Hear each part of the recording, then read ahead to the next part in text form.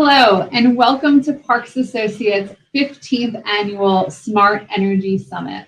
We're so pleased you're here to be kicking off our first virtual session in our series of conversations that we will be hosting all year long, including in person at our 15th Annual Smart Energy Summit in Orlando this year. I'm Jennifer Kent. I'm Vice President of Research with Parks Associates, and so pleased to be kicking off the day today. If you have not joined us for Smart Energy Summit before, this is your first time engaging with this session, welcome. We're so pleased you're here. This event brings together utilities, retail energy providers, home service providers, retailers, software providers, and device manufacturers to share learnings and strategies for expanding and monetizing the home energy markets and new opportunities to drive consumer engagement with smart energy products and, of course, utility-sponsored programs. Of course, I love to start by thanking our sponsors. We could not put on Smart Energy Summit throughout the year without their support. So thank you so much to SmartThings, Skybell, Arcadia, Resideo, and Universal Electronics for your support. Today's session is really all about taking stock of where we're at just here right at the start of 2024 in January. There was plenty of focus on energy-related products and services at CES, which we attended just a few weeks ago. And DISTRIBUTECH is right on its heels next month in February. It's always hosted. And so today I'm going to start by sharing some of the big industry trends that we expect to see this year and a little bit of what we saw at CES, followed by our visionary keynote talk with Taylor Jantz-Sell, who's the Energy Star Lighting and Smart Home Lead, hosted by our president, Parks Associates President, Elizabeth Parks. And then we have a panel discussion featuring industry leaders, speakers from Resideo, from the Connectivity Standards Alliance, from NRG, as well as the Lawrence Berkeley National Lab. We welcome your engagement and your questions throughout. You should see as part of your portal, there should be a discussion tab. You can put your questions for our speakers right into that tab in the Q&A tab or in just the chat discussion, and we will certainly see them there. So we look forward to your great questions and engagement. So again, I wanted to start off with looking at a little bit of the big industry trends of what the energy markets are struggling with and focused on this year and what we're watching, as well as look a little bit at interoperability and data sharing. And of course, the word that's on kind of everybody's mind is generative AI, as well as kind of where we're at in the market reality and some of the challenges that the industry is facing. So if you're working in the energy space, you know that there are several dimensions of change impacting the market and opening new opportunities at the same time. If you're working in consumer technology, home internet services, other types of home services, and trying to understand what's happening in the energy markets, perhaps the greatest shift to be paying attention to is how and where energy is generated and where it's used. Growing adoption of residential solar and higher rates of attached home storage solutions means that energy can increasingly be generated in the same locations in which it's needed. And that sounds really simple, but it's actually an enormous change from how the traditional model worked of generating energy in a centralized location and distributing that energy for miles and miles across a vast network of transition systems. So, of course, there's also now the possibility of selling energy back to the grid and contributing to the energy that's available to power your community. And so the resources that are distributed and not centralized are called distributed energy resources, or DERs, and the systems that manage DERs are called DERMS, or virtual power plants. And utilities are increasingly calling on these resources to generate power, store excess energy, or reduce demand on the grid. And all of this takes a whole new level of scale, a whole new level of urgency and complexity when you consider both the enormous new demand of electric vehicles charging at home, as well as the possibility to use EV batteries as themselves an energy storage solution, just one that happens to be on wheels. Beyond solar and storage, there are a variety of devices in the home that can be called upon to impact demand on the grid, particularly when coordinated both in the home and across thousands or even millions of homes.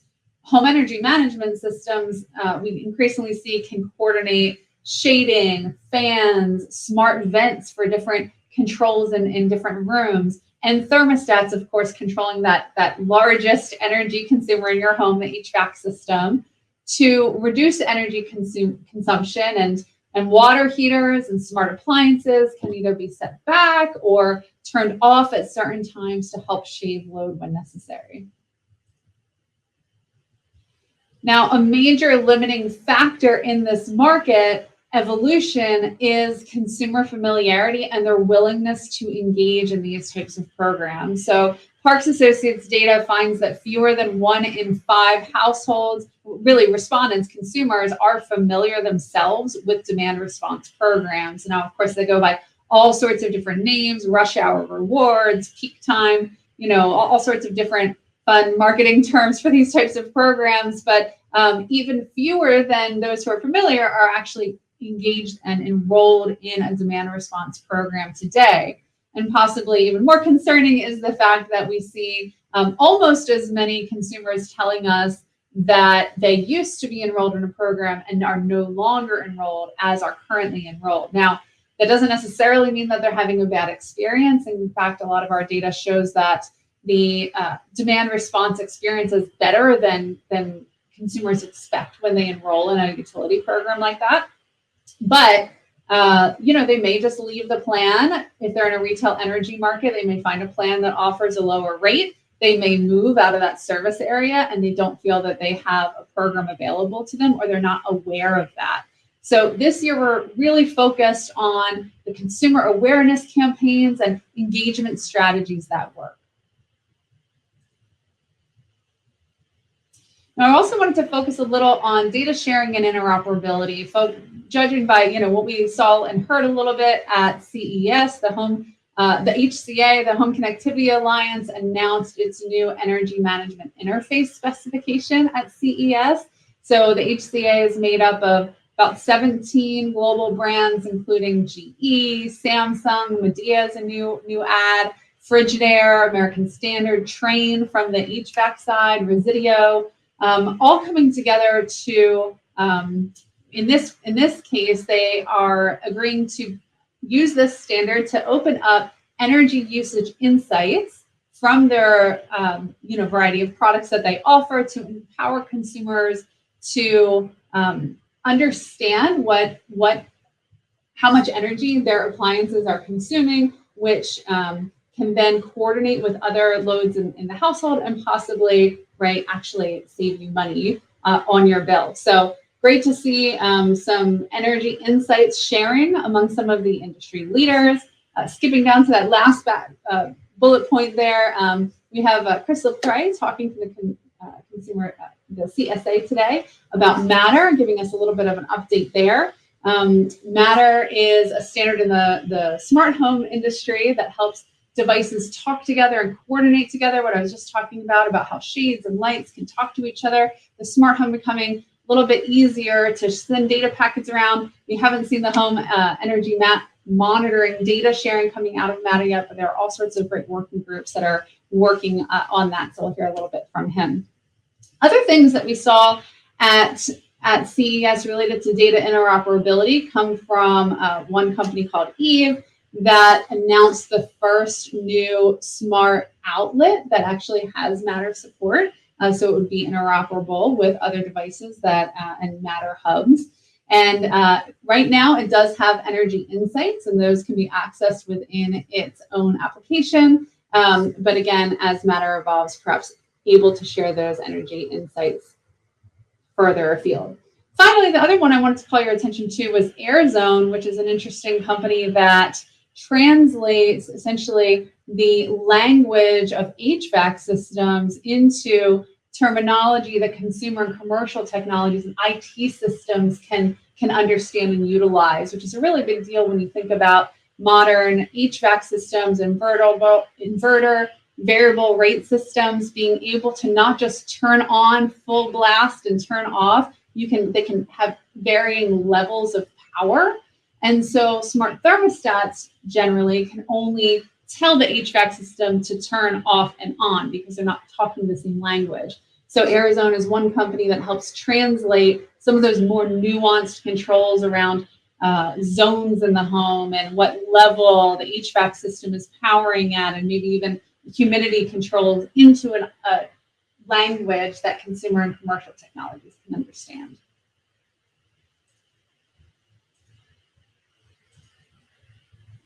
Why we think this is such a big deal is because consumers are interested in saving money for sure and having more energy efficiency at home. They often do not have the information needed to even understand in some level of sophistication and detail what's happening in their home. They may have an energy bill that they look at monthly or maybe as much as once a week, but it's just that whole home level. They're not able to see it usually in real time, and they certainly aren't able to see their energy data at an appliance level.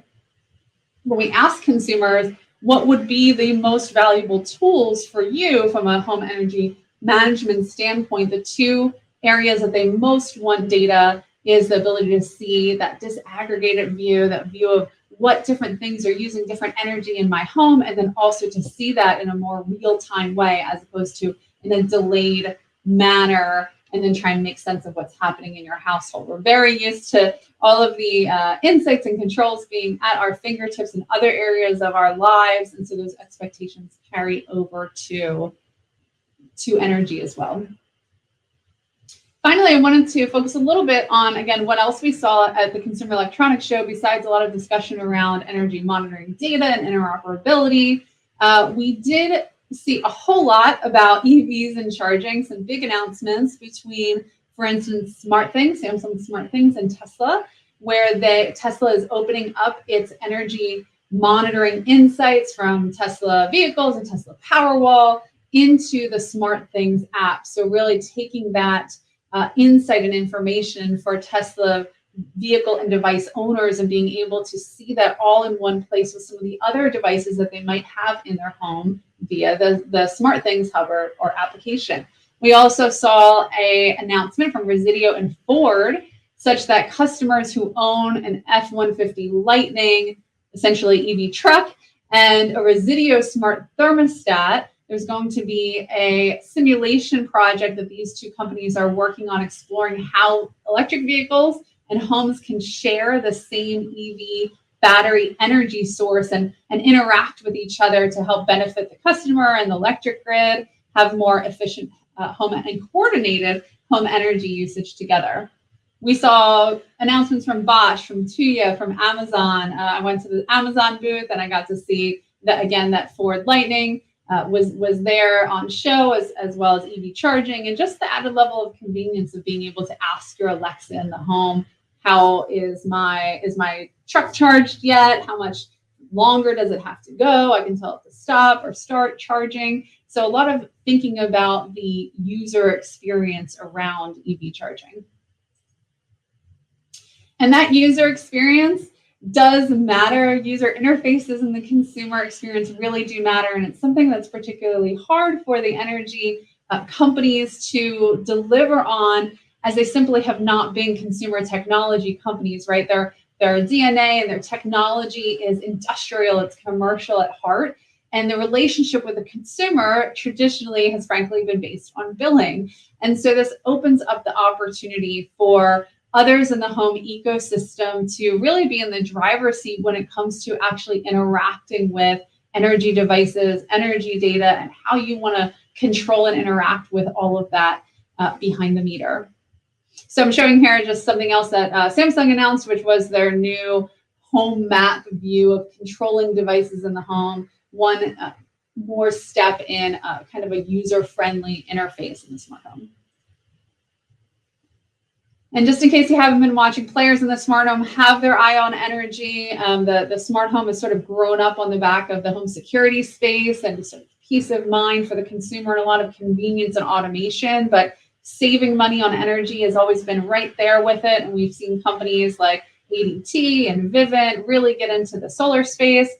Still a lot of execution and growth that I think needs to happen there. But certainly from a long-term view, seeing a lot of potential there. And then companies that have started a little bit more on the energy side, like Ecobee, adding sensors to their smart thermostat solution in order to enter the home security space. So we're certainly watching these trends where these industries are overlapping and what opportunities that opens from both a business model view as well as for consumers and what they experience at home.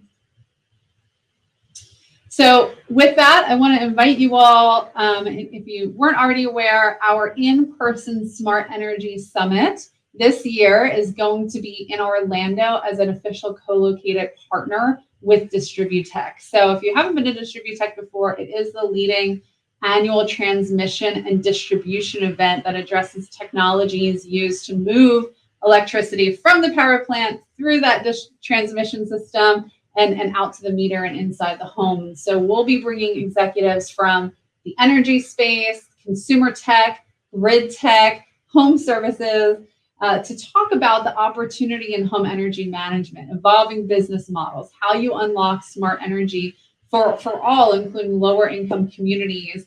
We're going to get the builder point of view and building net zero energy homes from the ground up. We'll be talking about data security and smart energy systems, as well as, of course, the impact of solar and EVs on this entire market. We would invite you, of course, to register today. And if you haven't already, submit it to speak. Our call for papers is open and we're filling up our panels quickly. And we, of course, have already confirmed our keynote speakers from Google, Uplight, and Southern Company. So we hope to see you at Smart Energy Summit in February at DISTRIBUTECH. But up next today in our session, I'm very excited to hear from Elizabeth Parks as well as the EPA with our Energy Star speaker today.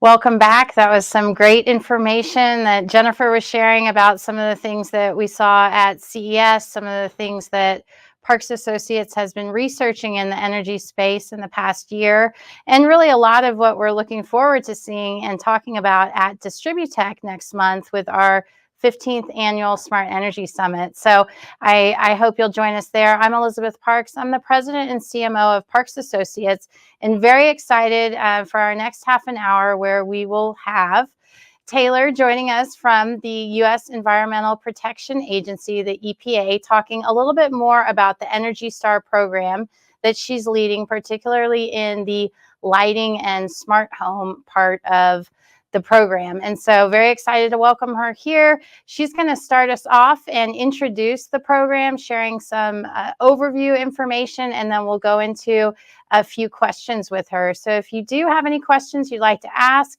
please remember to put those in the chat or the Q&A box, and I will work those into the conversation. So Taylor, I am so excited to welcome you today. Thank you so much for joining us, and want to see if we can start off with you briefly introducing yourself, and then we will let you walk through some of these introductory slides on the program and go from there. So thanks for being here. Thanks for having me, Elizabeth. The program I'm going to talk about today is all about what Jennifer was talking about with the trends. We're talking about coordinating multiple smart devices in a home, making that simple for consumers. The Energy Star program, for those who don't know, is the government-backed symbol for energy efficiency. It's recognized by 90% of Americans. 80% report they know what it means, they trust it, and they recommend Energy Star certified products to their friends on a regular basis. They have a positive association with our brand. They know it makes energy choices simple. And so we've built over 30 years of recognizing products and recognizing the evolution that we are seeing with these products as they become smarter, as we can tap into new opportunities for energy savings. So over the years, we've added connectivity criteria to our individual product specifications. We have individual product specifications for over 60 different product types. And a few years ago, the opportunity really emerged to build off of that growth, build off of the success of our smart thermostat program, and look at the home system. And so we developed what we call SHEMS. We have to have an acronym for it, of course, is the Smart Home Energy Management System Specification. So it's a combination of devices that we say your system must work with at minimum, but it could be fully expansive throughout the home. A combination of services, so this capabilities of a platform, field data, so actual data from installations in homes throughout the US. And those three kind of key elements are what makes a certification. And there's an upfront process, and then there's an ongoing process to maintain certification. So we're not just looking for upfront performance data, but we want to know that these smart systems are continuously active and developing and delivering energy savings as they go on and are used as time passes. So we ask for data to be reported on a biannual basis. So this is an ongoing program based on minimum set of devices, system capabilities, and actual data out in the field. And that's where we are today. And it's an exciting program to help bring together where consumers are today, where they want to go with automating their home, but also tie in really key objectives that our utilities are trying to achieve with load management. So we built the, it's kind of like a brain, a centralized system that can manage all these different actions and devices across a system. And so the key minimum devices are thermostats, an Energy Star certified smart thermostat, lighting load management, plug load management, and water heater control. So those you can think about as the minimum devices, but of course you can build off of that infinitely. You can include connected Energy Star certified EV chargers. You can connect it with batteries. You can connect it with anything, but these are the minimum we're asking for your platform to be capable of connecting and controlling. We're talking about remote access, energy reporting, demand response, integration of time of use rates, and occupancy. So the system needs to be able to recognize when a dwelling is occupied or not, so it can take this energy saving actions appropriately. You can use AI, you can use a variety of different things, but you can take the information at multiple levels. Dwelling is a minimum, so you could do room by room, you can layer on geofencing, but at minimum a dwelling level to signal to the home, to signal to the system to take those energy savings actions that are going to be most meaningful for energy reductions. That is the Energy Star Smart Home Energy Management System in a nutshell. So it combines minimum devices. Those devices, by the way, are shown by the Parks data to be the widest adopted smart home products in the market. As you just saw, the thermostats have seen tremendous growth as of last year, a nice boom beyond that stagnant 13% adoption. We're seeing continued growth in this area. And you see that they, once you have one device, people tend to add on to bring more features. What we're trying to do is help folks coordinate those features and those energy saving actions throughout the home and make it easy for consumers. Next slide. So what kind of services are we talking about? Well, these are the kind of energy saving actions. Like you can have the most basic level of scheduling, allowing your person to schedule, but we're talking about making it simple. So your calendar says you're on vacation. So I turned down the thermostat.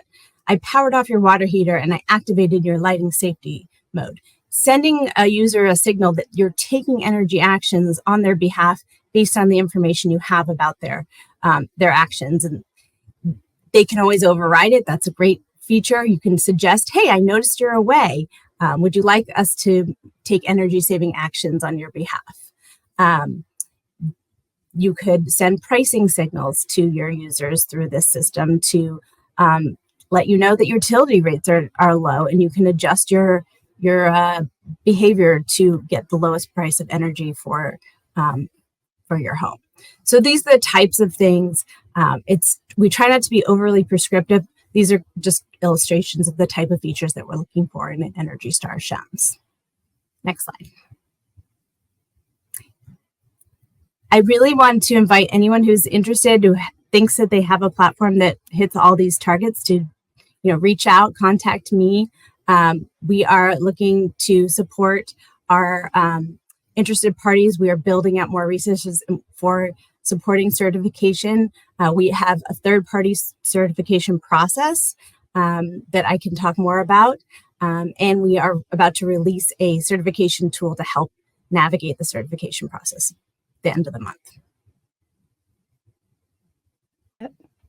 Great. Thank you so much, Taylor, for that overview. Really good information to set the stage for our next 20 minutes or so to ask you some additional questions. So I want to focus in on the consumer benefits, the consumer experience, and then towards the end, talking a little bit more about the process and what's to come. So you did set the stage in understanding, these different devices and the requirements that are included with the program overall. But tell us, if you could, what are you trying to get across as far as the benefits for consumers to understand? There's a lot for the industry, right? The industry players to understand the certification process. But if you're the consumer at the store buying something, what does this Energy Star logo and mark mean to the consumer, and what do you want it to represent?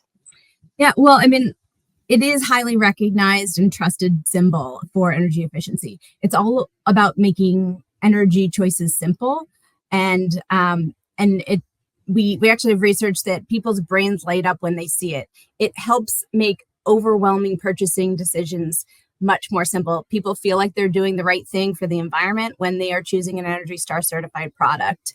And the idea is that we are promising energy savings without sacrifice in experience. And that's the big brand promise that we've delivered on for over 30 years. And in thinking about the different features that consumers care about, of course, we're tracking all sorts of things at Parks Associates in terms of the connectivity features, but also the energy management features. The requirements are always changing as products are evolving and technologies are advancing. So can you highlight some of the things that you all think the consumers are caring about and that you have incorporated into the Energy Star program? Sure. We think consumers want to know they're doing the right thing. They don't want to have to put a lot of effort into it, right? So that's why choosing something that's gone through a rigorous certification process helps people feel good about their choices without having to do a whole lot of work. So taking the guesswork out is huge. Most people don't know when they need to do what and don't want to have to think about it. People lead very busy lives. Automation is key here, but they need to have a positive experience with the technology. So we're really, we're really pleased to see the interoperability standards moving forward. Those will be really important to having a good consumer experience. Seamless interoperability is great. We do recognize that still has a way to go for a fully integrated home, but our specification really is open to a lot of different approaches.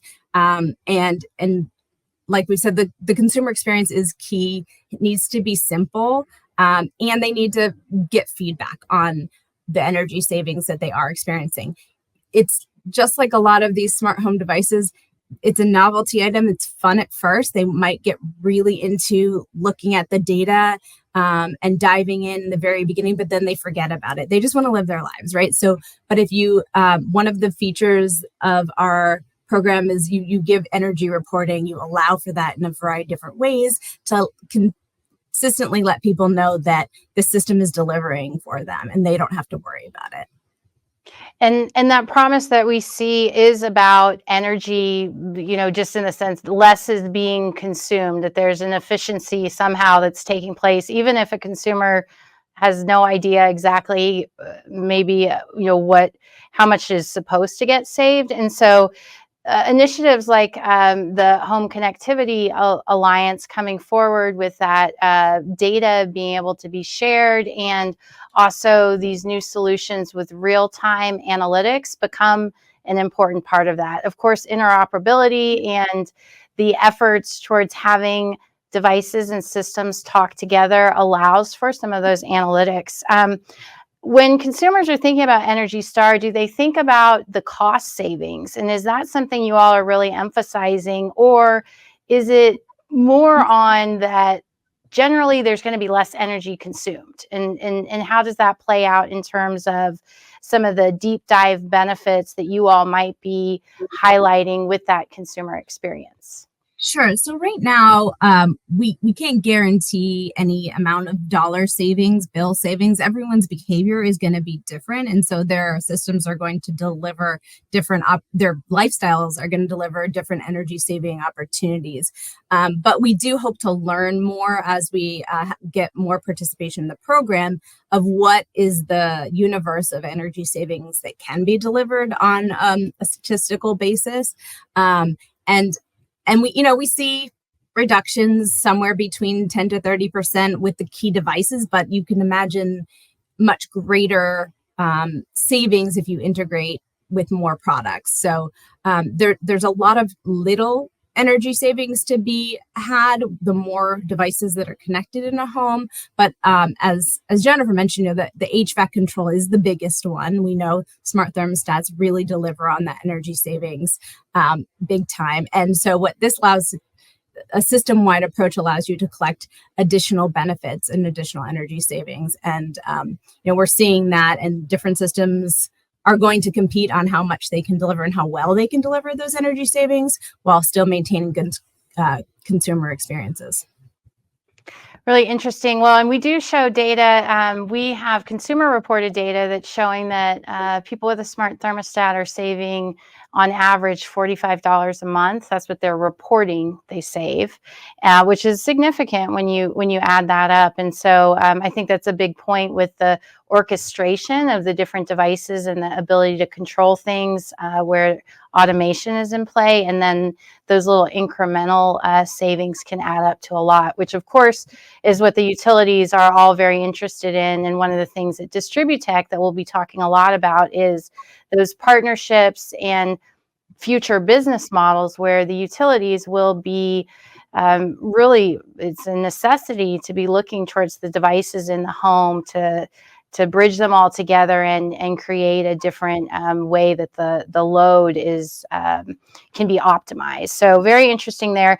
Do you want to make any comments? We have a number of questions that are coming in about the certification process and the program, and so I want to get to that. However, let me get in this last question first about the entry-level devices being some of the first that a consumer could choose, and how you see that playing out, especially with connected lighting, and then the rest of the smart home ecosystem, of course. Yeah, sure. The minimum required devices we chose, as I mentioned, are backed by your research as highly adopted. They're related specifically to energy saving opportunities. Plug load is a tricky one because you never know what's plugged in. But we wanted to capture that plug load requirement is very flexible. And we wanted to capture something and allow for that flexibility to do additional load management. Water heater management is key, but we also have flexibility there. It doesn't mean you have to connect with an Energy Star certified smart connected water heater. But lighting is pretty low hanging fruit, pretty affordable. You can fulfill the plug load requirement just with smart plugs and the thermostat, which we know are much more affordable today. So it needed to be accessible, that minimum bundle, but also backed by data where consumers actually are buying these products and using them and having good experiences with them. And then anything on top of that is gravy. But those are the ones that we thought would be accessible. We saw adoption in the market and seemed like great entry points for consumers. Okay, great. Well, let's talk a little bit more about the program and the process. I've got a few different questions coming in, but let's just start off with what the process is to become Energy Star certified. You mentioned it a little bit in the beginning. We'll also make sure everybody has your contact information so they can follow up and work to get their product certified. But tell us how that works. Sure. So all of our Energy Star products are certified through third parties. So we have a very rigorous third-party certification program. We also do off-the-shelf verification testing of our products. That is not necessary for this product category because we'll be getting field data every 6 months. So that is essentially an ongoing check of the products performing in the field. But it is rigorous. It is, you do have to prove that you're doing all the things that we've called for to earn that Energy Star. And our current we only have one certification body right now for this category, and that is UL Laboratories. So a lot of you already have previous relationships with them, and you can reach out to them to contact them about their certification service for this category. Okay, great. And the next question is more in regards to maybe the lack of systems that have gotten certified up to this point, and anything you might share on obstacles or barriers, as well as the utility program adoption. Sure. So we've noticed a lot of utilities are doing pilots right now. There's a lot of interest, a lot of dabbling, a lot of planning, how to meet their needs with this technology. It's a bit of a chicken and an egg situation, but we do know that our one national certification, there was a big announcement at CES last year, some of you might have seen, is brokering lots of deals with utilities right now. And they're able to do customized programs for them using their base certification for their platform. And we will be doing a webinar probably next month to bring some utilities together to talk about their goals and how Energy Star certified SHEMs can help them meet these goals. And we'll be talking about the opportunities there.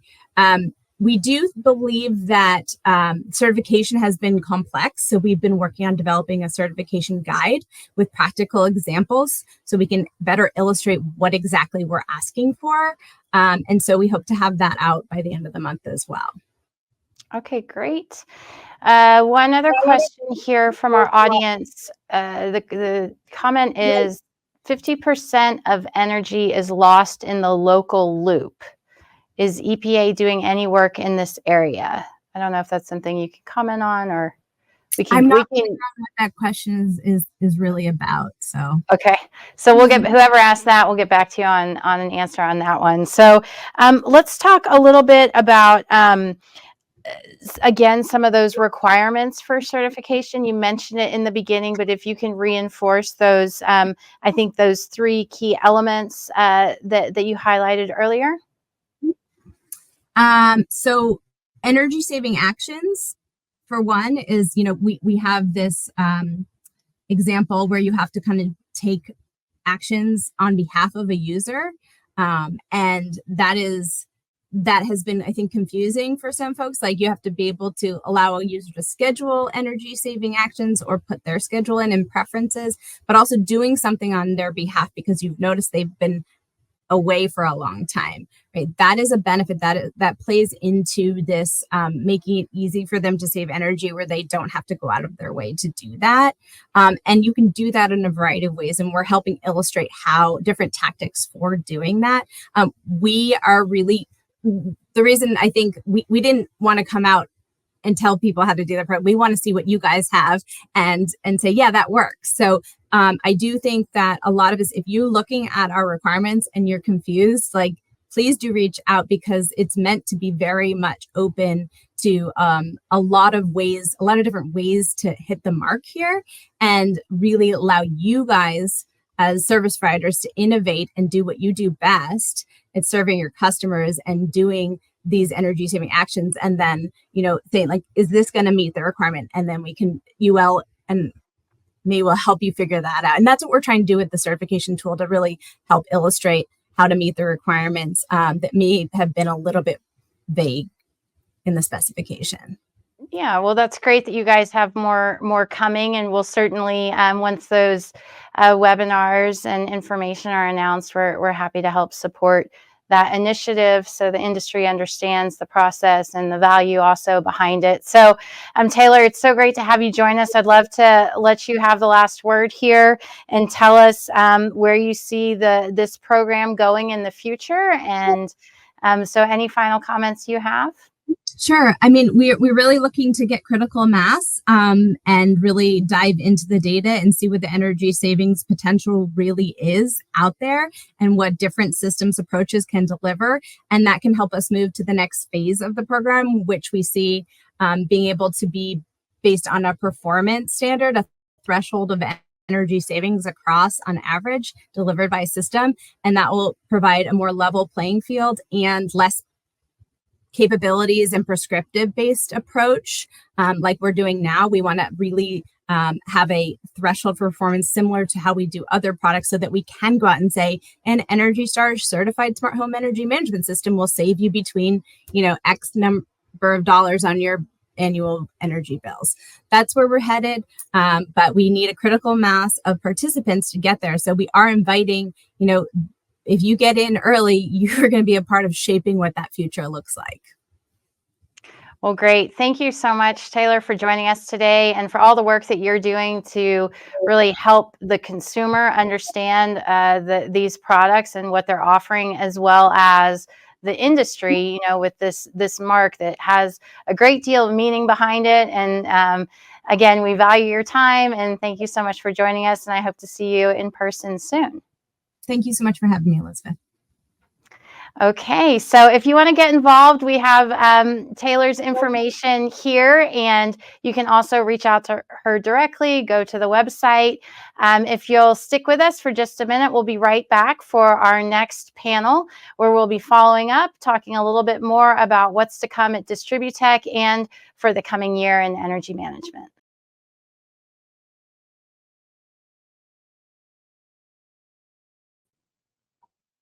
Okay, welcome back. Thank you so much for joining us again. We have an awesome panel that we'll be having here for the next 45 minutes to an hour, really talking about these energy trends that are coming and that are here now. And so I have an amazing lineup of speakers from Resideo, the CSA, NRG, and also Berkeley Labs, talking a little bit about these trends. So very excited about this group of panelists here representing different areas of the market. We're going to start off with short introductions from each, explaining their role and their company, and then we will get into the Q&A time. If you have any questions, please feel free to put them in the chat or the Q&A box in Swapcard, and I will work to integrate them in. So I'm very excited to start off and welcome Gary Debling, the Vice President of Energy Solutions and Services at Resideo. Resideo is a powerhouse player, and I know Gary's in charge of the 300 plus utility partnerships that Resideo has in play. So Gary, thank you so much for joining us. Go ahead and explain to the audience your role and what you're working on at Resideo.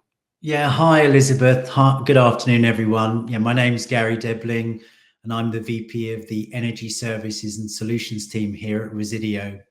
Resideo is a leading global provider of solutions for home comfort, energy management, and security, and we're well known for our Honeywell Home smart thermostats and First Alert safety products. I lead the energy management team, who partner with utilities to provide demand response program and work with manufacturers across categories to connect smart products. Our goal at Resideo is to simplify how we save, shift, and support energy optimization. I'm absolutely delighted to join the panel today, Elizabeth. Thank you. Great, thank you for being here. Next, we have Christopher LaPré. Chris, we're so excited. Always great to have you join us virtually or in person. So thanks for your time today. Go ahead and explain to our audience your role and who the CSA is. Thanks very much, Elizabeth. It's always great to be on all of your panels and the information you provide to the world. So yeah, I'm Chris LaPré. I am the head of technology at the Connectivity Standards Alliance. We used to be the Zigbee Alliance. We are now, we changed our name to the Connectivity Standards Alliance when we announced Matter. We are trying to do everything that's necessary for IoT to be successful in the world, starting with smart home. We are recently expanding into smart energy, which is why I'm here talking to your membership today. But so what are those problems? Really quickly, connectivity, so that's what Matter is, but product security, data privacy are other concerns that consumers have, the world has. Those are other problems we're trying to tackle for IoT. And then we also have access control and other pieces that we're going after as well. So I think that's it in a minute or less. Great. Thank you for that intro, and we look forward to hearing more from you during this session. Next, we've got Wayne Morrison. He is in charge of a lot over at NRG. And Wayne, it's always a pleasure to have you join us on stage in person or virtually. So welcome back again. Go ahead and explain your role and NRG's position in the market. Thank you, Elizabeth. My role at NRG is in the product innovation group, review new technologies, so emerging technologies. We have the opportunity to install those and actually operate them. So as we do that, we learn many things, good and bad, about different products.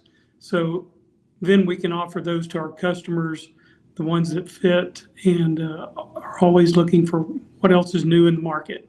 Thank you. Great. Thank you so much for being here.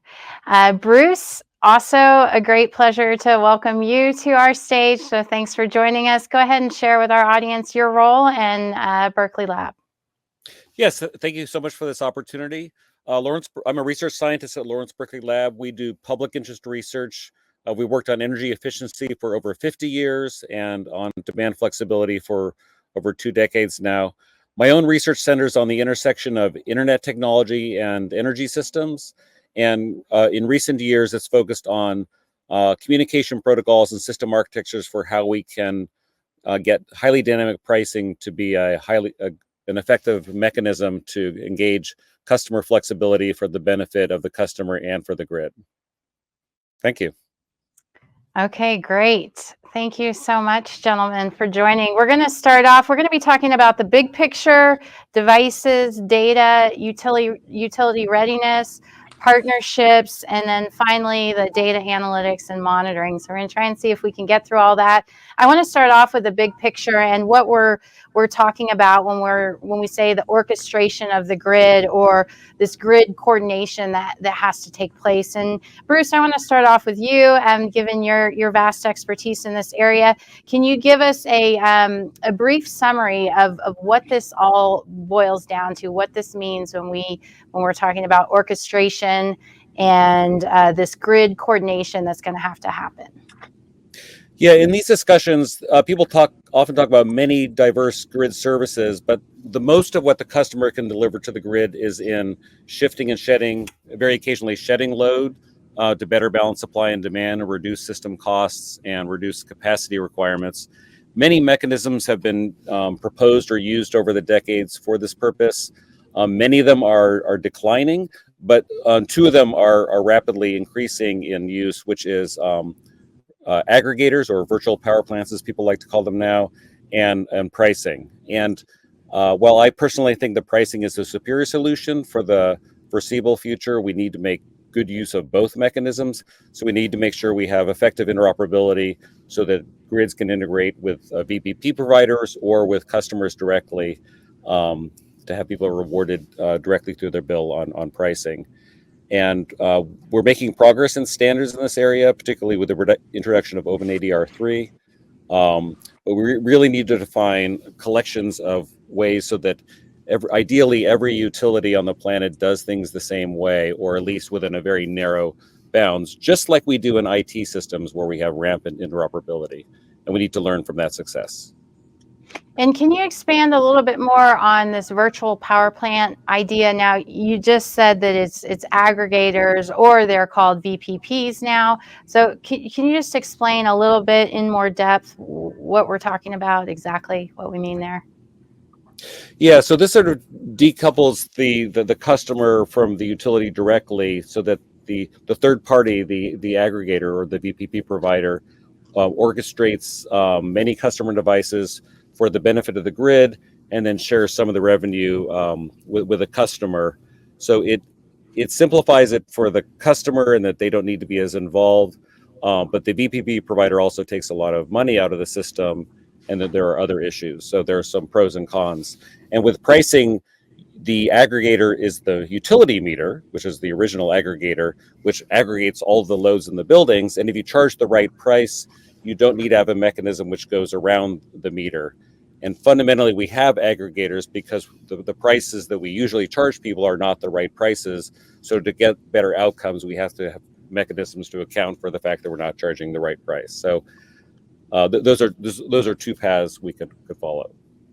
Okay, perfect. And so all this means that the relationship between the customer and the utility really is shifting. There's a number of changes that are going to be going on. And Wayne, this is where, I'd love for you to maybe share a little bit more about what that relationship has been in the past, maybe where we are now, and then what it might look like in the future as technology continues to advance, as more electricity is needed, and as utilities are working to figure out, really how to make this all work.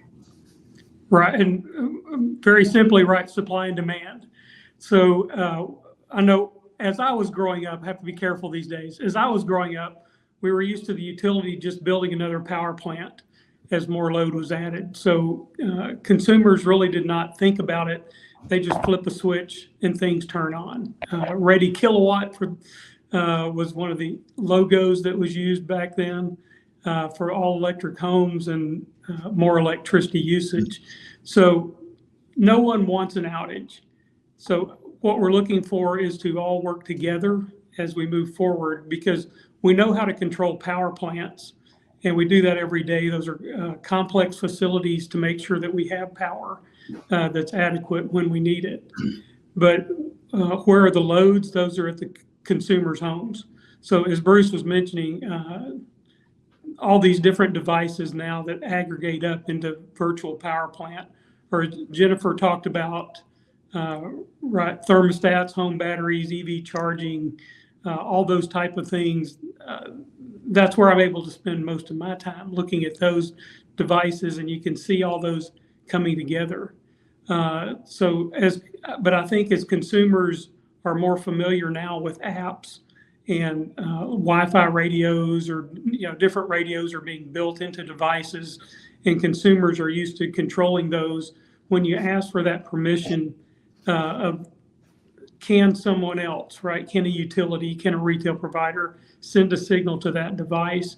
I think we're seeing that change beginning to occur, but they understand that they're always in control.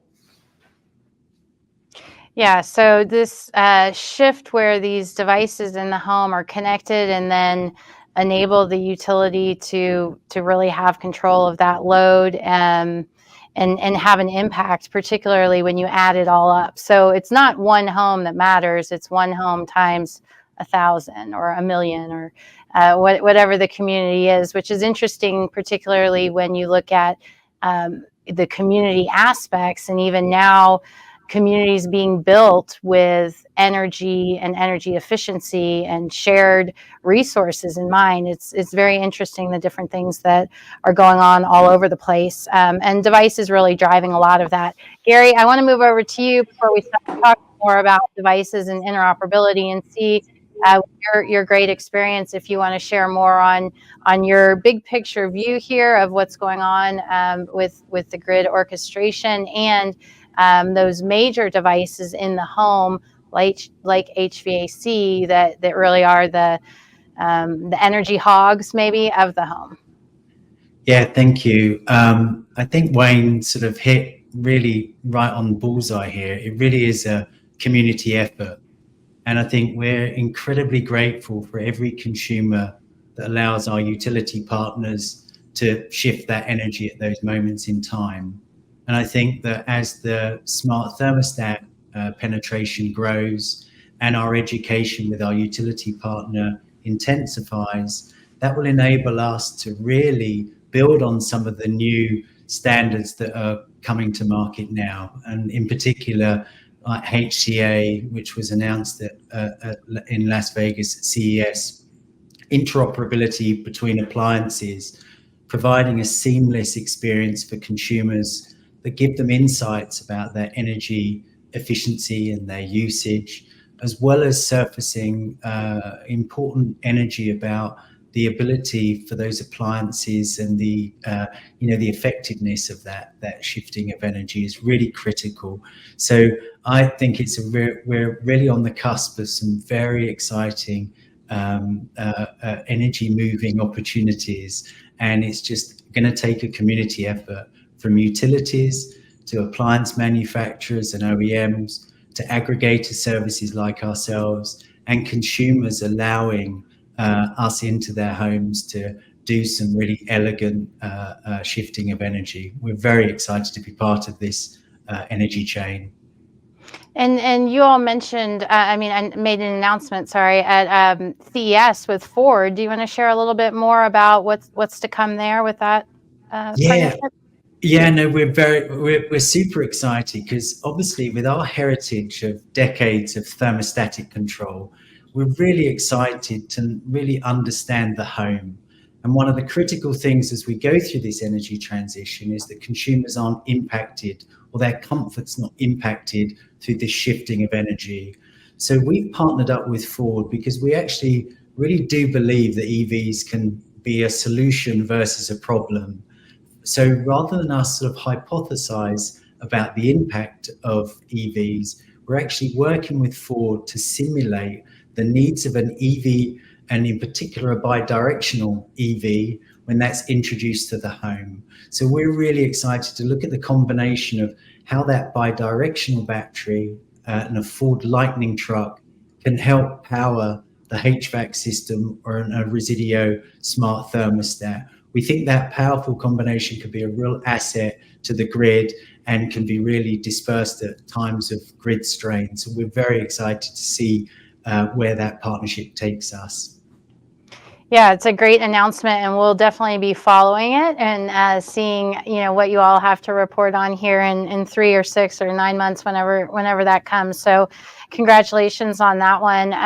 When we're talking about all of these devices in the home, this is where the interoperability part really becomes crucial, right? And Chris, this is where I want to see if you can jump in and share more about what the CSA is doing with Matter and really that orchestration in the home, right? And that ability just for products to communicate. What are the things that are of utmost importance, maybe what's to come?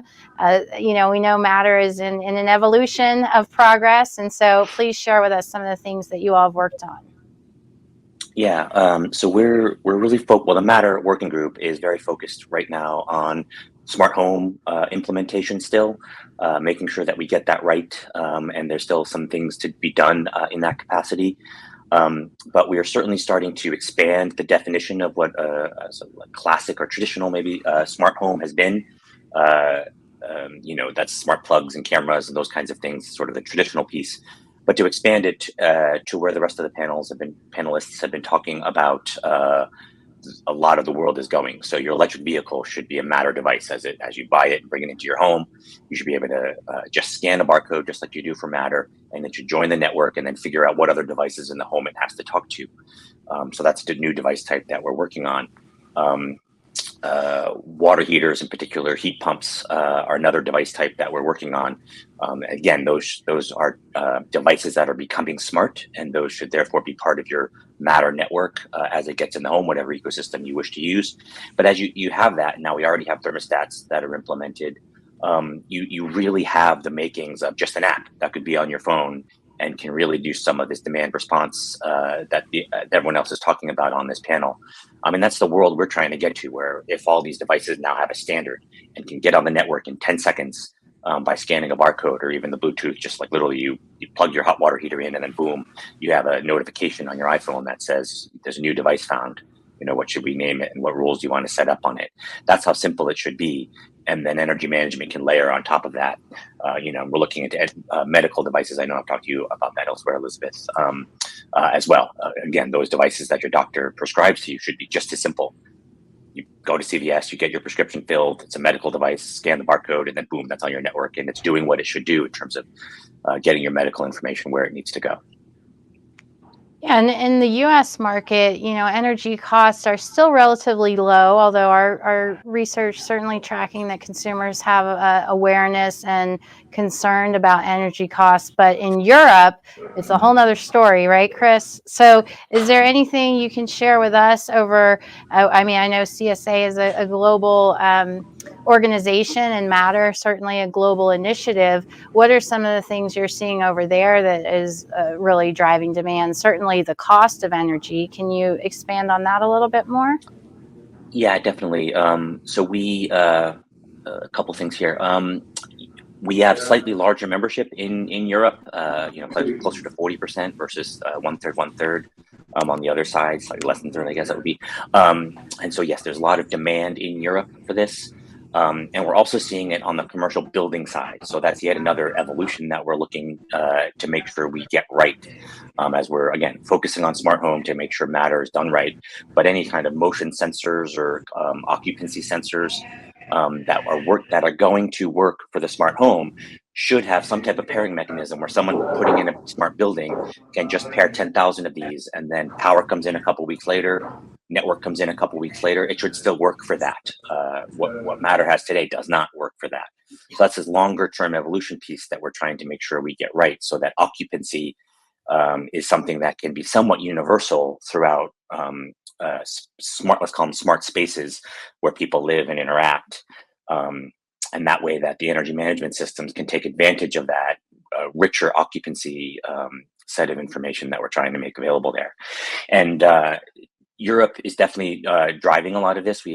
On the commercial building side, we have a number of European companies that have been focused on that. ABB and Siemens have just recently joined our board of directors, and they're the ones leading the charge on that particular front. Yeah, it's interesting. We have an event called Smart Spaces that really is talking about the multifamily space, and certainly a lot of opportunity there with the ability to have in-unit control, but also the outside areas that a resident may be in. So very interesting. A lot of this gets down to this idea of disaggregating the data and having that available, which is what the HCA was announcing with this new standard to be able to share that data. And so, Gary, I want to see if, I know we touched on it here in the very beginning, but if you can share a little bit more on how you think this can impact the consumer. And then, we're going to move into also the idea of utility readiness. Which utilities are embracing these ideas, and why are those particular ones ready for what's to come? And then how do we maybe prep the other utilities who aren't quite there yet to get on board with some of the things that we're talking about? Yeah, Elizabeth, we're proud members of the HCA, the Home Connectivity Alliance, and we're really inspired by their sort of dedication and commitment to deliver, firstly, as Chris was teasing about interoperability amongst their appliance manufacturers, HVAC systems and TV brands. We see it as a really big step forward, and the 1.0, home energy management specification that was announced at CES really does enable sort of energy efficient solutions within the connected home, deliver sort of what we believe are real world energy and cost savings for the consumer. So we think the data that's going to be derived is going to help consumers get sort of valuable insights into the efficiency of their home, which is like really, really cool. We think consumers will really value the interoperability between brands as they make choices of, their purchasing choices.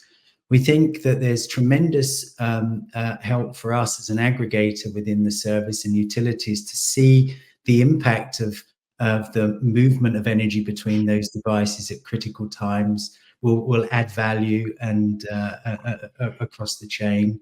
But we also think appliance manufacturers will start to sort of determine the energy management potential of those devices. So we really do believe that the work that Chris and the Matter team are doing and the work that the HCA doing are really helpful and really going to be key instruments for us growing and rising the tide of energy management. So we're excited about it. So Bruce, let me come over to you and expand further here on this idea of the utility readiness, also the demand response programs, and differentiating loads. There's a lot here going on for a utility to understand where they're not people who are necessarily have looked to the home, inside the home, to be a control point. I mean, that's not really what they've done in the past, right? So how is this game changing? And maybe you can describe some of the things that you're seeing. Oh, you're on mute. Sorry about that. Yeah, historically, demand response was often just one end use in a building for a small fraction of customers, only activated a dozen days a year on when the grid was particularly stressed.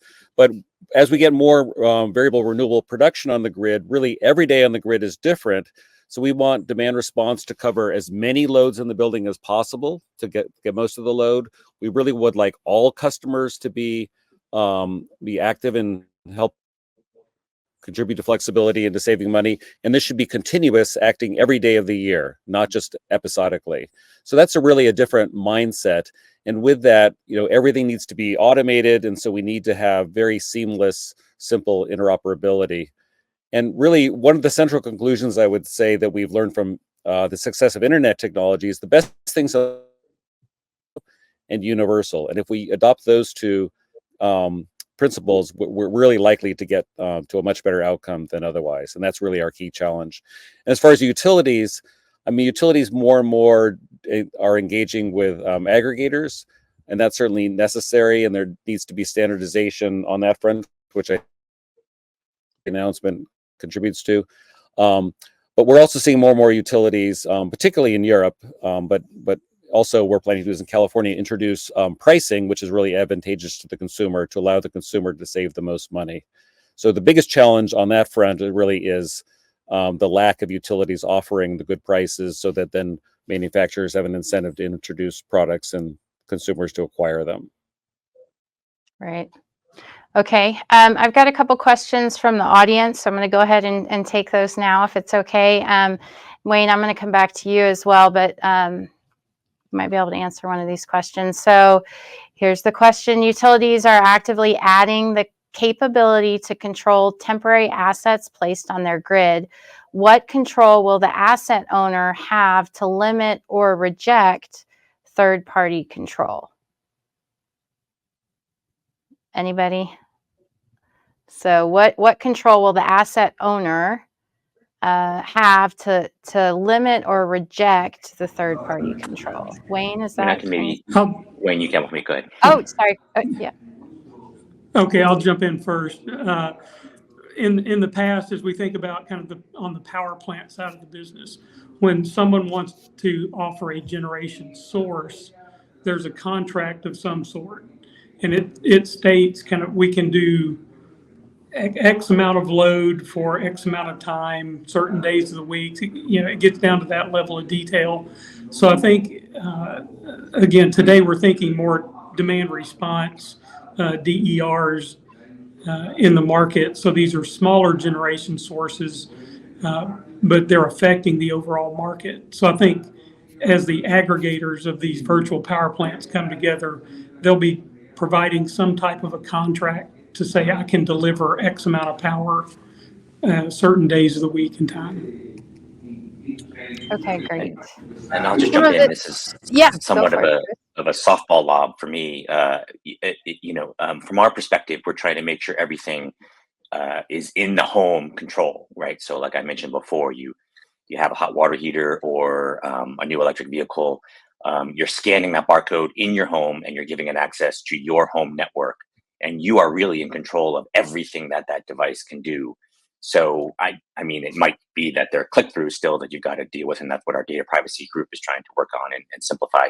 But it does put you in control of that device. So you really can stop that device from doing whatever you want to stop it from doing, because it's in home control. You'd be getting an app that's talking to you in home, or a box that's talking to those devices in the home, and you're really in control. So it's quite different than the model that's existing today, of what Wayne was describing, where you've got contracts that are in place, and hopefully those contracts have made it clear to you what you're giving up and what you're getting. But the way we're doing things is quite different than that. In the standards that would exist in the home. Okay, great. Right, but Gary? even the manufacturers, they create the device, they set parameters on what it can do, how it can be operated. So those things exist. And so it's how do we all work together to make sure we're operating or sending signals correctly to the diverse set of devices that are out there. Some of what we're talking about is moving from a reactive mode to proactive, right? We're in the world of, oh no, we've used too much electricity, we got to stop it. So pull back, everybody's usage. But in this new world that's coming, we wouldn't have to be that reactive. Just like in, let's say, home security, you can know something's happening even before it's happened, and that's where this beauty of the connectedness comes into play, because of that capability of understanding maybe what's about to happen and be able to stop it from happening. I mean, that's why we got State Farm in the mix everywhere, right? It's the insurance side of it, the ability to know something before it happens, or just be able to respond that much more quickly because you've got that early notice of it going on. This gets to this question of how important is the smart home to utilities, and so maybe Wayne will come to you on that, and also Gary, and then I do have another question from the audience after this one. Yeah, the smart home is obviously where all the devices are. So utilities, retail providers are looking for the ability to talk with those customers, get them to agree to whatever those terms may be. So you'll see anything from different price plans, like a time of use type of plan for electric vehicle charging. Can you shift that to a different time of the day where we see wholesale prices lower in the market? If so, then there are some benefits for the customers. We've seen, hot water heaters. We spoke about those, thermal storage.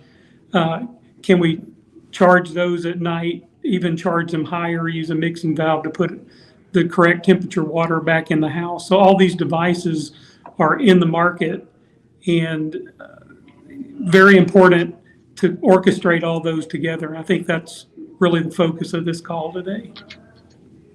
Yeah, I just absolutely agree, Wayne. And I think the combination of sort of human energy and the work that Chris and the HCA and other folks that are trying to build energy efficient products to help us climb this energy mountain, that human energy science, data science, coupled with really meaningful product solutions that work seamlessly for consumers.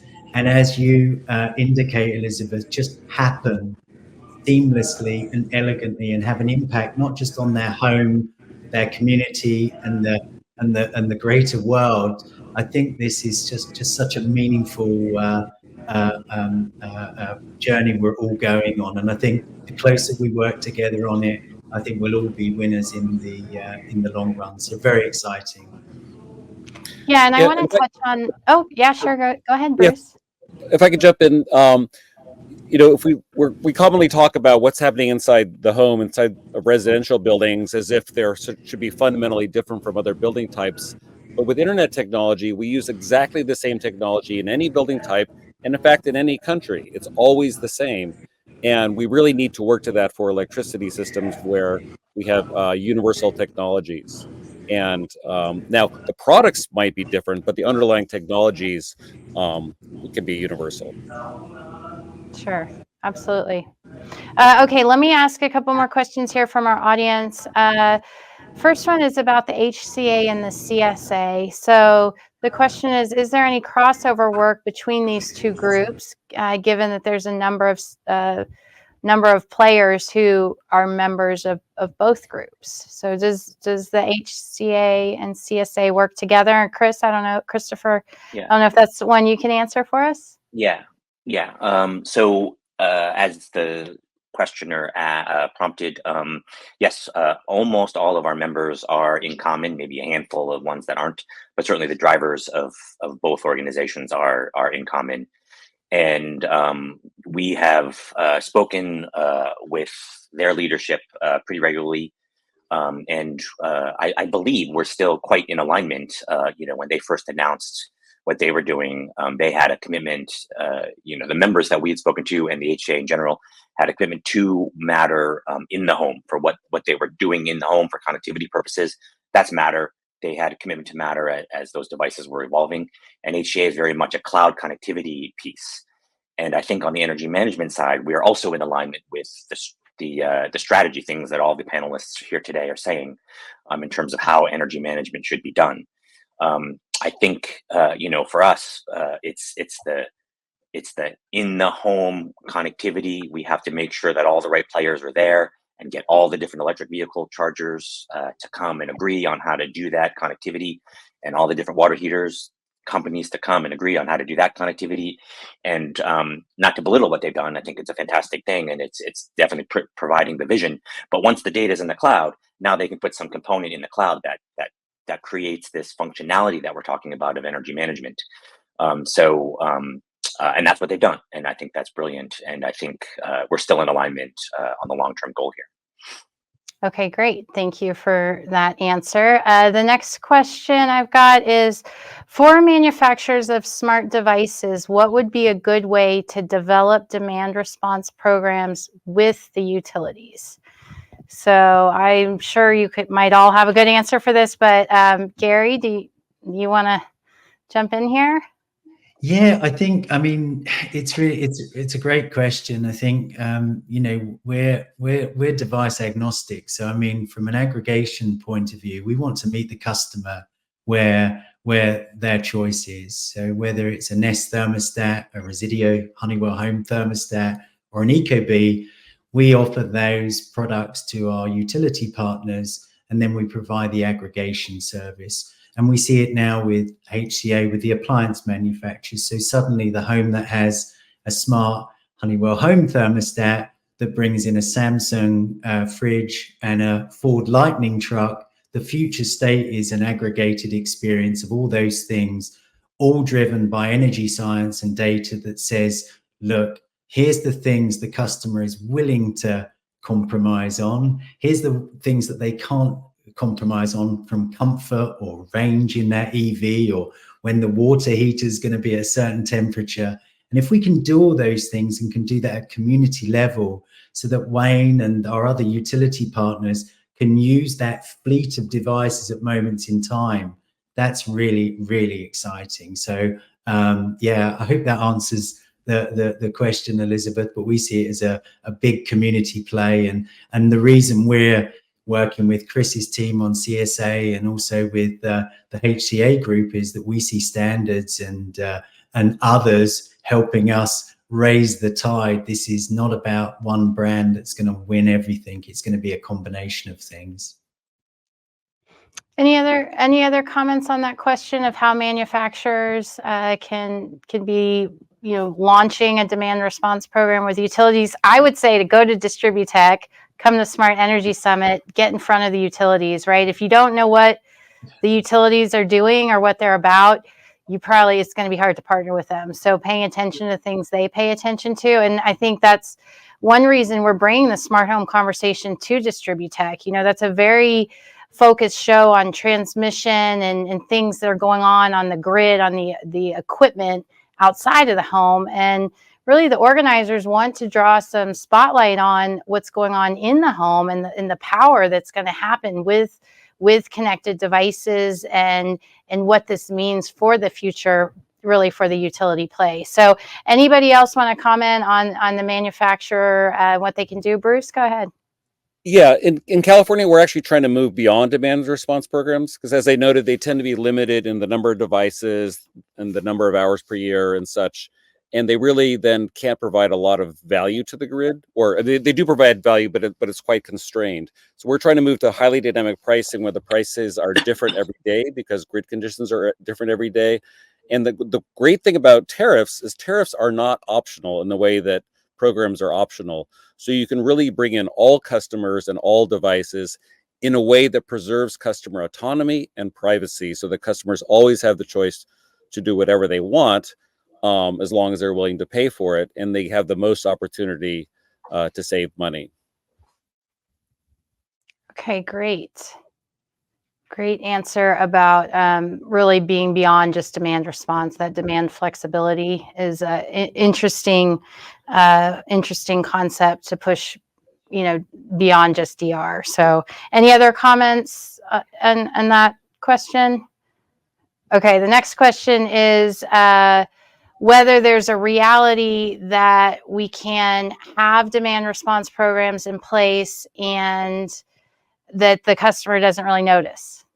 This idea of it being invisible, which is something, Dave Puckett from Comcast, he's Comcast Global Head of Product and Services, has talked about this idea of technology becoming invisible, and that would exactly be it. You wouldn't even know what's going on in the background, so it doesn't bother me that anybody's got control. Is that something we're going to end up seeing in the future?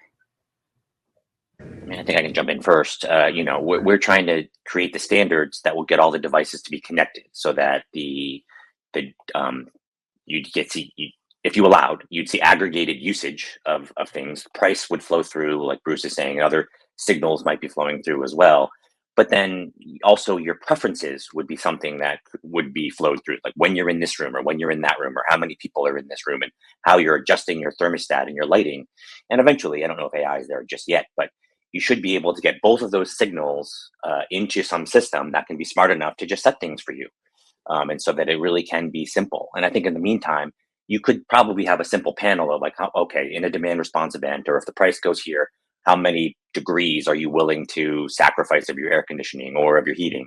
And I think a lot of it comes down to occupancy, right? Like if you've got only 2 people in the house, you don't have to heat tons and tons of hot water. There's not going to be 7 showers that day, right? So there are obvious ways that don't even require AI that we can start to raise the bar with just a little bit of intelligence, not a lot of intelligence. So I think, yes, we're definitely going to be there. The vision as described might be a little bit far off, but I think we're going to start to see incremental steps towards that really, really soon here. Elizabeth, I was going to say, I would argue we are there today. I'm sure Gary and I can pick many examples. I'll pick EV charging just as one, but smart breaker panels as an example. The incoming service may need to be upgraded if you're adding an EV charger. But now we see smart breaker panels actually regulating that EV charging speed based on the amount of available current. And so is that noticeable to a customer, whether they're using 30 amps or 50 amps? No, right? They just know they plugged it in and it's charging, and then that in the background, those kind of things are occurring. So that just is one example of how things are already working today. Yeah, and I'd sort of, just reinforce what Wayne's spoken about there, is that most of our time within our team is spent on the intelligence layer of demand response. So as Bruce was indicating, price is a great metric, not just about resilience on the grid.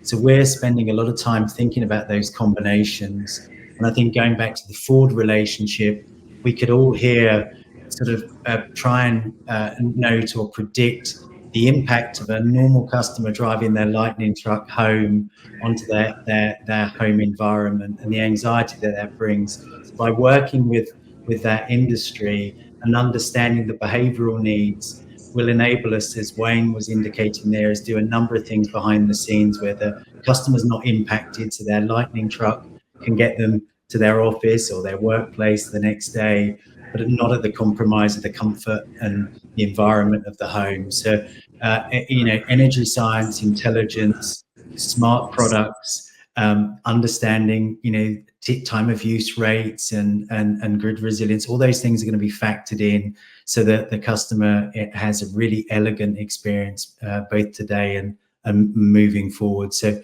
we're really excited, Elizabeth, with this panel to continue to feed in some of the findings and of the journey we're on, because we're all very invested in finding the right outcome for our customers here.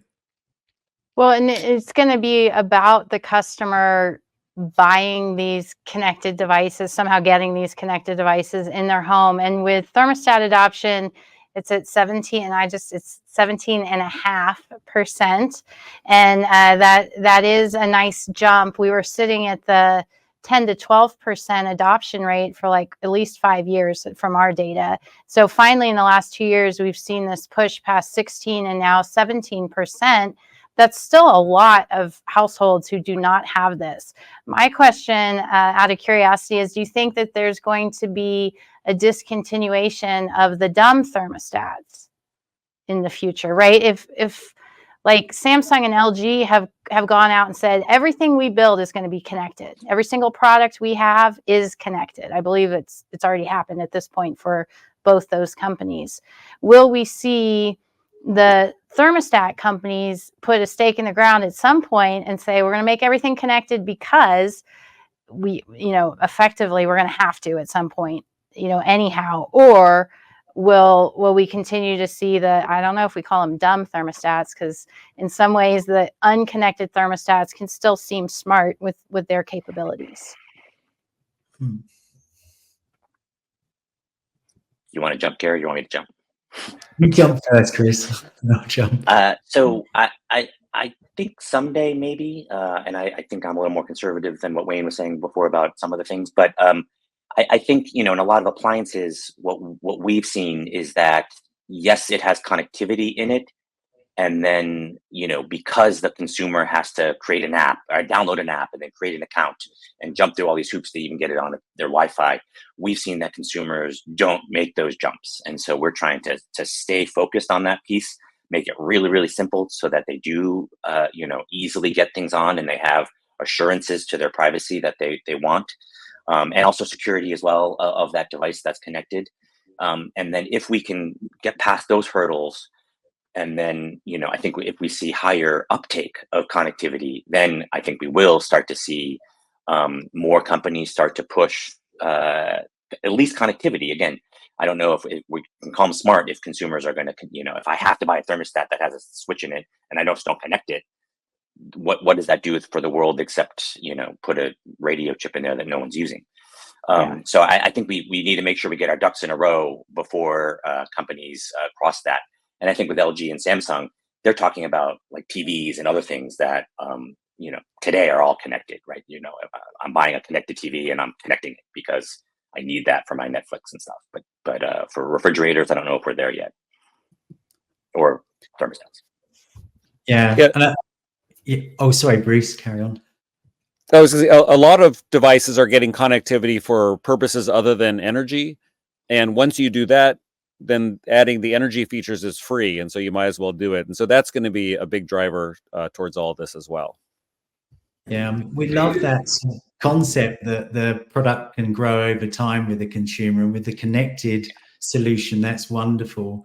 But we still do have a very loyal base of consumers, and also our big pro network that really love certain thermostats that aren't connected. So we try and support our needs of both our pro network as our consumers, and sort of have that unique foot in both camps, that as the connected environment continues to grow, we've got presence there, but also we're not alienating a base of pros and consumers that really just want that sort of a mono thermostat.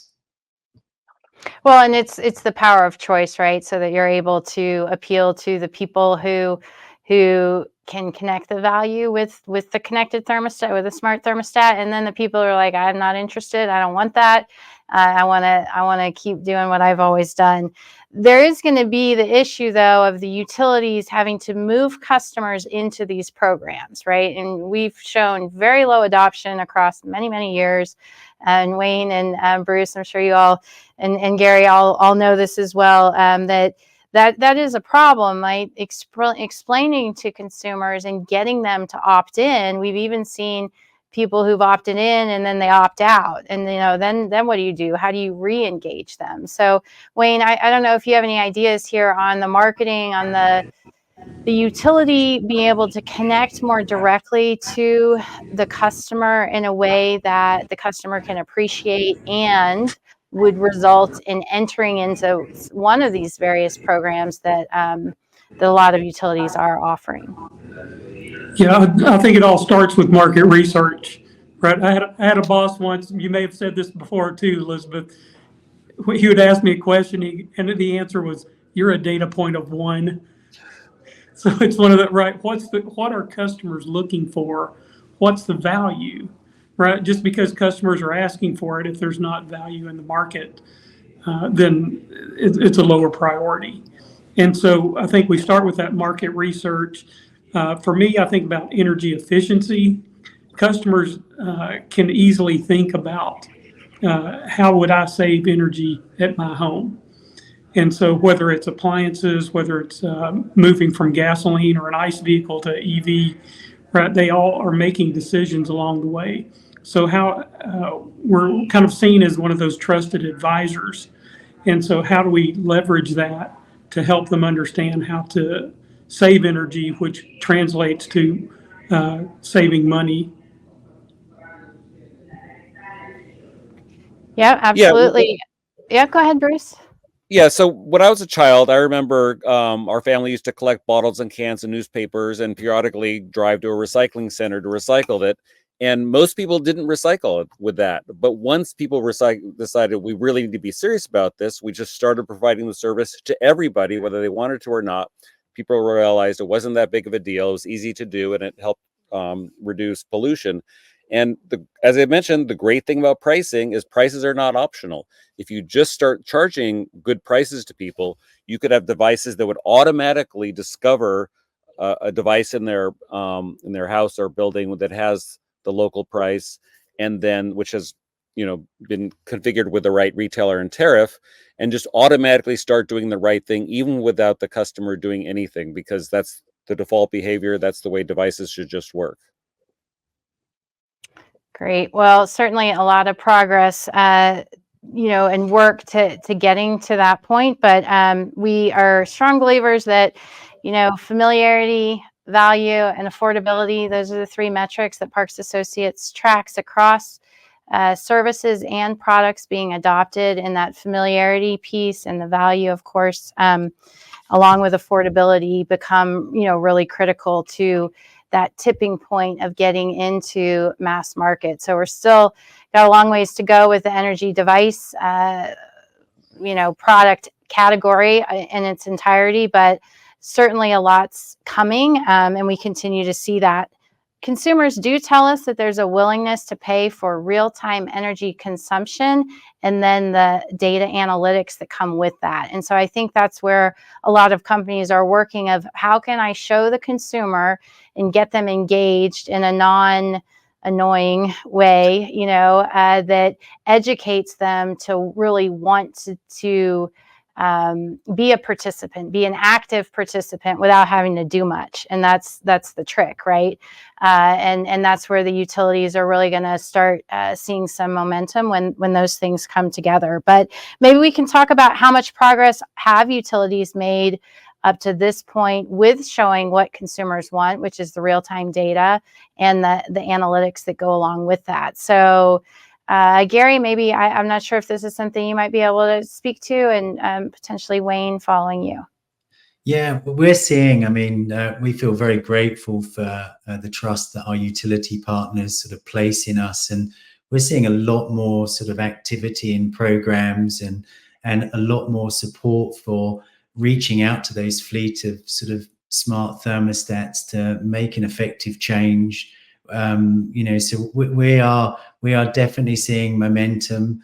I think things like a big part, at the PLMA event, a lot of utilities talk about education, and I think, as sort of Bruce was saying there, if we can educate, inform, and then guide people about what we're actually trying to do here, I think we've got a tremendous sort of runway of success, and I think that will help drive adoption of connected smart thermostats as a start point.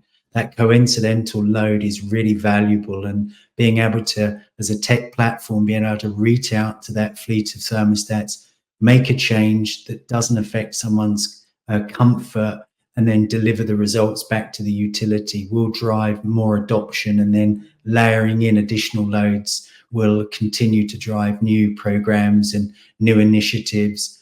And it's a very exciting sort of space to sort of be in at the moment. And it's a lot more complicated than actually just doing the logic that just changes the behavior of a set point of a thermostat. There's a tremendous amount of reporting that goes on behind the scenes for those utilities to provide endorsement of programs to get funding and things. So it's a complicated puzzle, but one we're really excited to partner up with those 300 utilities to conquer, because we really do believe the end result is the grid and consumers' homes and the environment around us working together for a greater good. So we're excited.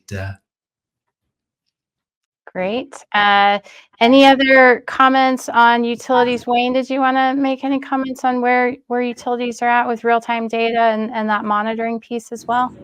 Yeah, for the real-time piece, I think it all comes down to how much time do consumers want to spend on it, right? With baseball, football, soccer, whatever's going on in life, how much time do they really want to spend looking at this data? There are devices, right? We can start with smart meters. The smart meters in the ERCOT market, competitive ERCOT market, provide 15-minute data, which allows us to provide customers a weekly email.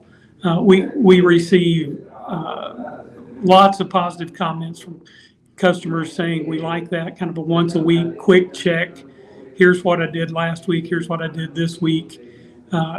Is that the way I think I used power? They can do those kind of things, see how they compare to neighbors and an energy tip.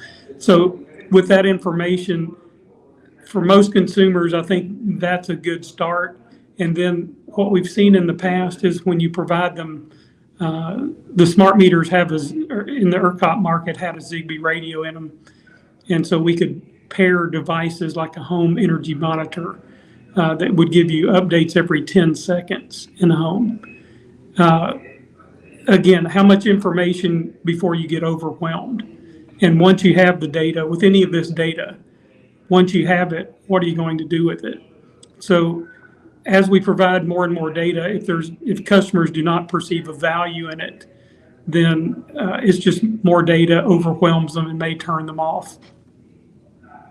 Yeah, it's really interesting, the idea of big data. I mean, we've been talking about big data since I think about 2010, right? And now we have lots of big data, and then it really is, what are we doing with it? And then how can we make money and reach other goals that we have set? So really interesting dynamics at play. I want to end our conversation because we are at time, but I have time for each of you to tell us in 30 seconds what you expect in 2024 for the energy market. So you can speak to really whatever area you'd like. And Christopher, we'll start with you and then go to Gary, Wayne, and Bruce. We will end with you. I just want to chime in on, what kind of data can be provided here. There's a number of disaggregation pieces that the companies are looking into. And one of the coolest things, it's not sort of like the big data side of things, but like if you're looking at the electric signals, you can tell if a garage door is being opened or closed. And so now, like with just a smart meter, I can be told if I left my garage door open. No other information is needed, no other hardware is needed. And so now, I just get a notice from the electric company, you left your garage door open, it's 10 o'clock at night. And that's the kind of information that I think we could be going towards, and that these things can actually provide. That's a really neat. That's not really part of what I was going to say. But anyway, on the standard side of things, I think we're trying to get devices, to use these standards that can reduce the costs for all of this, and then really provide the value to consumers and give them the control. And that's what I'll leave it on. Okay, great. Thank you so much for joining us today, Christopher. We appreciate your time. Thanks, Gary, go ahead.